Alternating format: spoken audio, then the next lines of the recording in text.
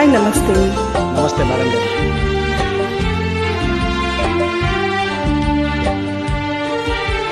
జంటని ఎడబాసిన ఒంటరి నా బ్రతుకున మల్లెల సిరివెన్నెల మంటలు రేపగా వయసుల నులివెచ్చని వలపుల మనసిచ్చిన నా చెలి చలివేణువై వేదనలోదగా తొలకరి పాటలే తోటలో పాడకే పది పది పది పదాలుగా రాగం తీసే కోయిల కోయకు గుండెలు తీయగా రాత్రి వేళల రగిలే ఎండల.